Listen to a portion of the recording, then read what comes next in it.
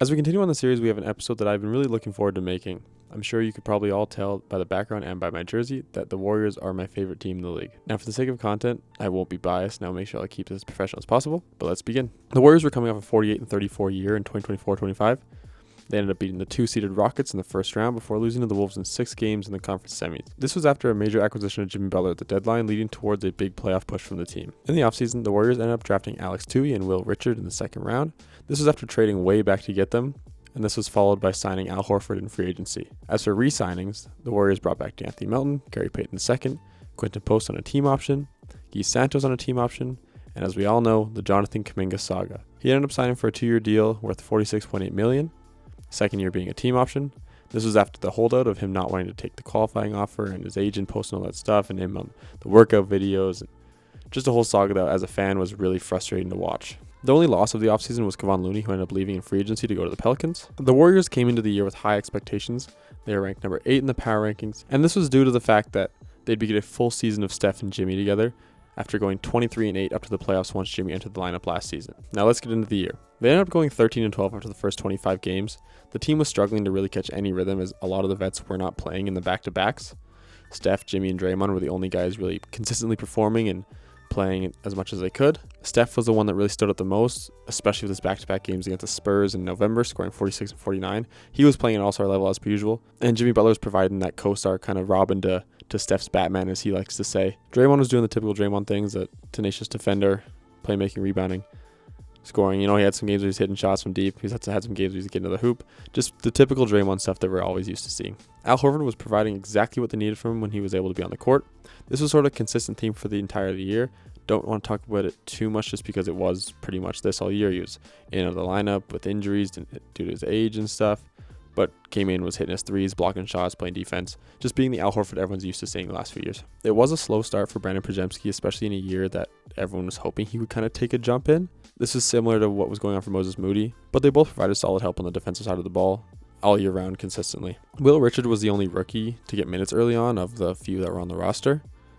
Took him a bit, but once November came around, he really started to come to life and gave the team production on offense, mostly as an off-ball player and in catch-and-shoot situations, as well as on defense as a POA defender. Now let's get into the big stuff. Jonathan Kuminga. Started the year off very strong, was looking like he was worth all the money he was getting. However, this only lasted about 9 games before he resorted back to those old habits and became unplayable. I don't believe Kuminga is a player that leads to winning. He doesn't play winning basketball, he doesn't buy in on either side of the ball, and he hasn't really developed as a player in the 5 years he's been a Warrior. Everyone likes to blame Steve Kerr for benching him and hurting his development, but this is not a case of Steve Kerr hindering his development. This is a case of him not buying in as a player in Steve Kerr's system and refusing to shake the old habits. And because of this, he ended up being out of the lineup and was traded on February 5th. He had his opportunities to play during this time with all the injuries that were going on, but for some reason he always seemed to develop an injury the day of. Not really sure what that's all about. I'm not a big fan of Jonathan Kuminga. I'm pretty vocal about it everywhere that I'm not a big fan of him, but I do wish him the best for the rest of his career. He is going to find a team that will allow him to flourish and find his role. I just don't think he'll ever be on a team that plays meaningful winning basketball. The Warriors pretty much played 500 basketball for the remainder of the first half of the season, got as high up as 6 in the standings, but really just danced around the play-in area the whole time. The biggest story of the first half of the season was Jimmy Butler going down with a torn ACL on January 19th, and this fully derailed the year for this team. Ended up at 28-24 at the deadline, and the direction was pretty much established with the amount of injuries in this team. As I mentioned earlier, the Warriors did end up trading Jonathan Kuminga and Buddy Hield to the Hawks for Kristaps Porzingis right at the deadline there. The remainder of the year was a 9-21 stretch for the Warriors. Steph ended up going down with a knee injury and missed all but 4 games until the end of the year, but in this time it allowed the young guys to really get some opportunity. The 2 biggest standouts were, of course, as everyone knows, Guy Santos, who was fully unleashed and looked incredible as an offensive player at all 3 levels, and Brandon Podziemski, who was really getting in the groove and providing impact everywhere as a scorer, a playmaker, a rebounder, and a defender. The shooting could definitely still improve, but he's a really solid player that will provide depth for this team as long as he is here. And if he isn't here, he's going to provide depth wherever he ends up. He is a pretty solid player, and he gets this rap on the internet saying being the worst player in the NBA. And that, whoever says that does not know anything about basketball. Brandon Podziemski is a great role player and will provide impact anytime he's on the floor. A two-way guy that really stood out was LJ Cryer. He came onto the scene late after getting that contract in December and provided quick sparks whenever he got minutes. Absolutely love him as a player. I hope he sticks around for a while. Loved him at Houston. He's a guy that comes in and he'll hit his shots. He'll find his teammates open. He's going to play defense. He's a little bit smaller on the floor, but he's going to find a way to make his impact on the physicality side. It's that Houston way of playing basketball, and he's carried it into the NBA. It's pretty clear, even though he's on a two-way contract, in the games he's played, he's going to bring it to the NBA. Will Richard continued to get minutes throughout the entirety of the year, but it was clear he had hit a rookie wall. You know, the shots weren't dropping as consistently. His minutes were dropping a little bit. His overall effort and I think energy was just lower. But it's fine. You know, he's a guy that he started off the year pretty solid, and I think he's going to stick around for a second-round pick. He did pretty well. He did more than I think what anyone expected him to do. Another kind of two-way 10-day guy that came on that was really impressive was Charles Bassey. I just want to mention him. Shout out to Charles Bassey Muse on the internet. Love that guy's Twitter stuff. But yeah, I also love Charles Bassey. He came in and looked great as a player. I think he's going to get a contract somewhere next year as a full-time NBA player.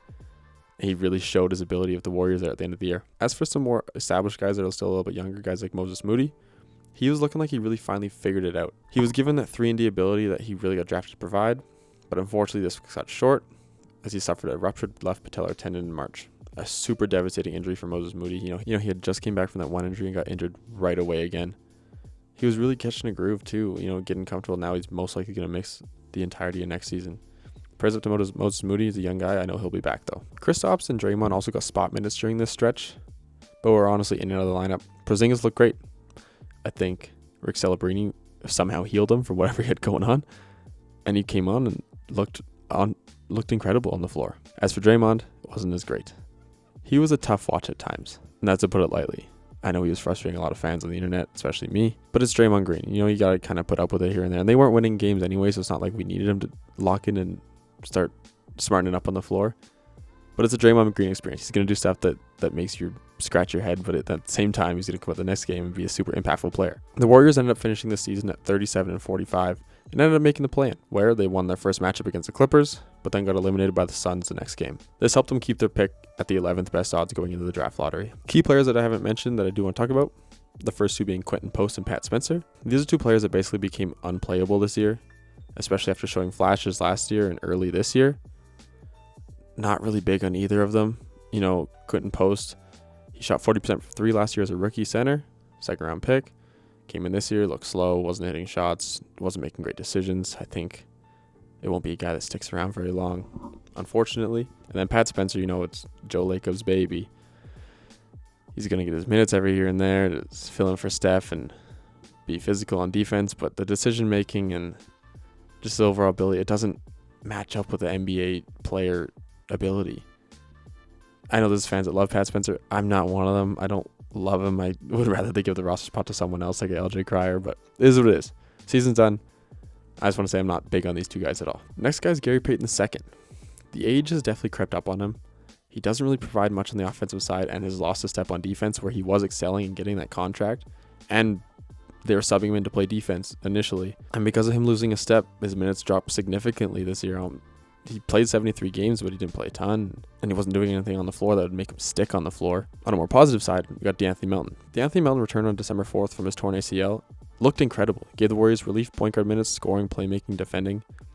It was awesome. I loved watching him play, and everyone was saying, oh, they're not going to be able to afford to bring him back next year if he declines his player option. And honestly, I wouldn't disagree with anything people were saying. He was looking incredible out there, looking like he was providing all the value they could have asked of him.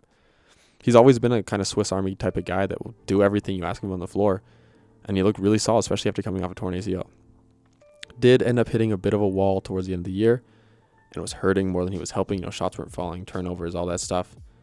I think he dropped his free agency value a little bit, which might make it easier for the Warriors, but who knows. And then last, we have Seth Curry. He was definitely on the team this year.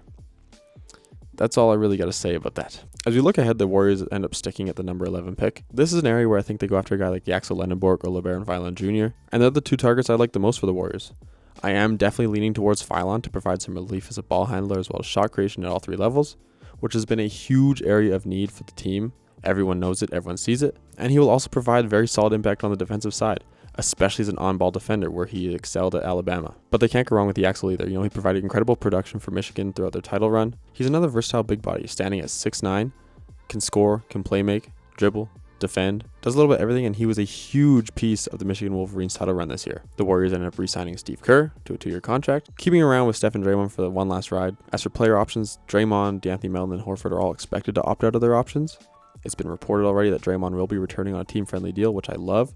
We need some more money. I love having him around, but we definitely needed some more money to use to spend on free agents there, or at least to get under the tax or lower our current table. It was also reported that the Warriors would love Melton back, but they won't fight in getting a bidding war if he receives offers that are outside their desired price range, which I'm totally okay with. It was also reported that the team is expected to bring back one of Al Horford or Kristaps Porzingis, but not both. I think they definitely need to lean Kristaps Porzingis here, especially for his size and ability to play with Steph. Seth Curry's not expected back. Just going to brush over that one. But for the first time in years, the Warriors are projected to be under the luxury tax, giving them more financial flexibility they've ever had in a long time. The big challenge for them is the balancing of a final championship push around Steph Curry, while also preparing for life after Curry, Jimmy Butler, and Draymond Green. I know it's something they've been trying to balance for years, and they get a lot of scrutiny from fans because why are you trying to balance two timelines? It doesn't work unless you're the San Antonio Spurs. As for that second timeline, Brandon Podziemski is soon to be extension eligible, has become one of the team's most important young players. This is after a huge second half breakout this year where he improved offensively while continuing to impact games defensively as he always has. As for the finances, the Warriors have room to make moves, but the first apron still limits how aggressive they can be in free agency. It's been noted already that they're targeting guys like Colin Sexton and Anthony Simons with their mid-level exception.